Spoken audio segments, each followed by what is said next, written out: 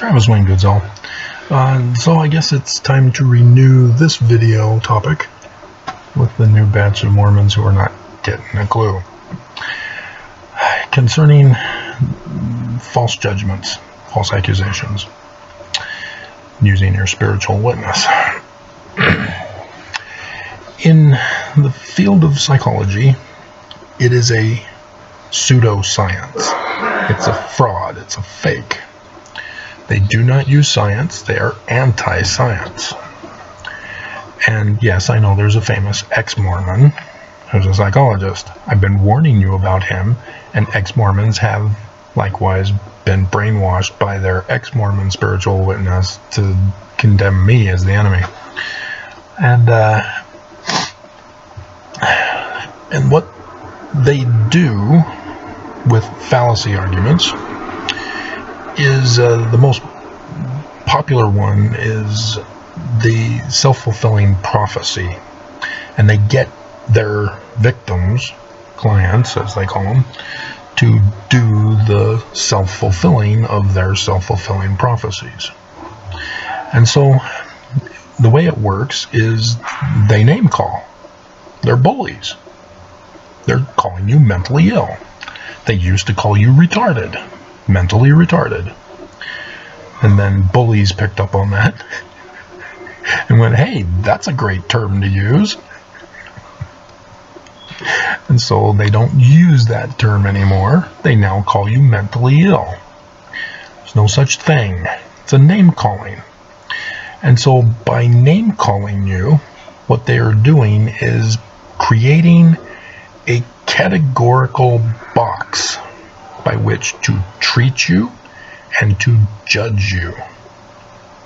And anytime you do anything, it is only interpreted by that categorical box, that name calling that they made for you. And there's nothing you can do about it. You're damned if you do, damned if you don't. Because everything you do or don't do will be interpreted according to the name call that they gave you. Okay? That's psychology. The Church of Jesus Christ of Latter-day Saints violates the Book of Mormon, teaches Mormons to disregard the Book of Mormon and the precepts contained therein. Alma chapter 32, starting in verse 28. The real scientific process for obtaining truth and knowledge. And instead they misinterpret Moroni chapter 10 verses 3 through 5 by taking out manifest, and in so doing created the spiritual witness and changed the still small voice into the still small feeling, which I don't think anybody even says anymore. It's just a spiritual witness now. And so the spiritual witness doesn't speak to you. No. You might be crazy. Be in one of those category boxes of a psycho. Instead, it's a feeling. And so it's either a good feeling or a bad feeling. That's it. Might as well just flip a coin.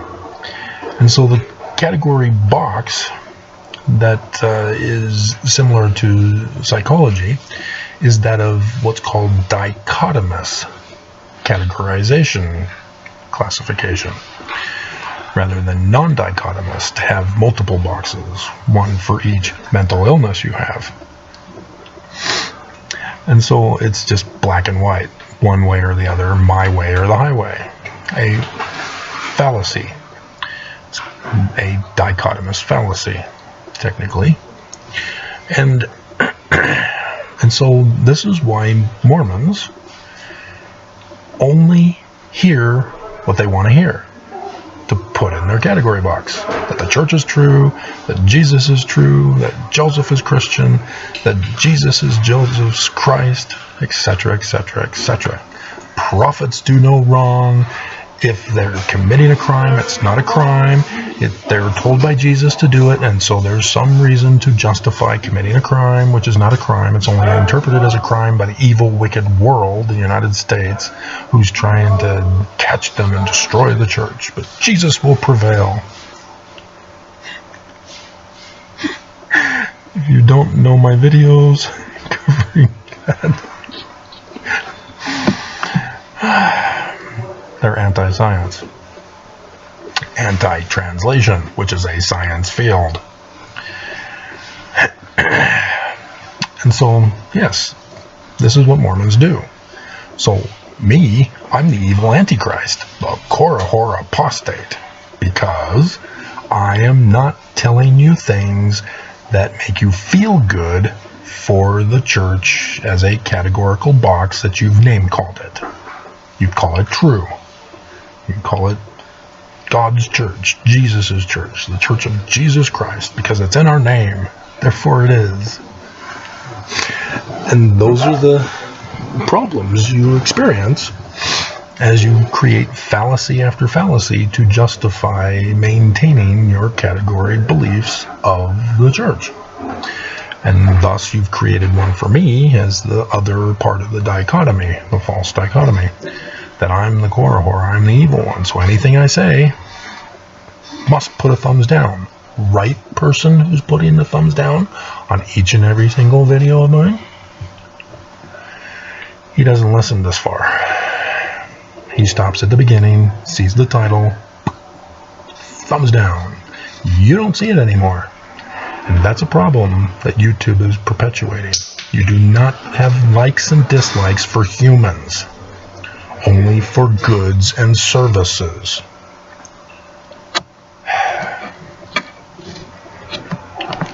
Bad, bad, bad. And so that's pretty much it. And so ex-Mormons, sorry guys, you're guilty too, because you've created a name-calling category box as an ex-Mormon for Mormons, for Joseph Smith, and thus you get in trouble. So you don't believe me. When I had gone to see Sandra Tanner, before she apparently is now having to move and retire, thanks to the church. But a long story, can't get into it for this video. I was asking her about what I had heard her talk about regarding her disbelief of the Sidney Rigdon Spalding theory. She didn't believe it, and she would again repeat, there was no evidence that Sidney Rigdon was there at the same time that Solomon Spalding was there in Pittsburgh. There's no evidence because Sidney Rigdon joined the church in December rather than being known beforehand. There's no evidence of him being known beforehand. And she's denying science and categorizing what she wants rather than trusting the science and let the science dictate church history. And that's, tricky, it could be something other than what you believe in by trusting in science. But if you let science and let go, you'll find he's been carrying you in the sand.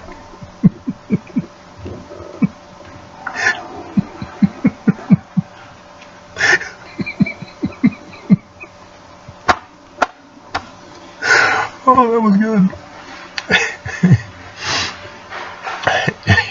You would have to include that Sidney Rigdon is the scientific linguistic author of the Book of Mormon, the major one. That is a fact of science. And to deny that in your conclusions turns your conclusions false. Your category box is wrong, ex-Mormons. And so you then have to use the science to say, okay, well, this is a fact. What else are facts to find out what the real church history is? Or you can just watch my videos if it's too much for you to handle.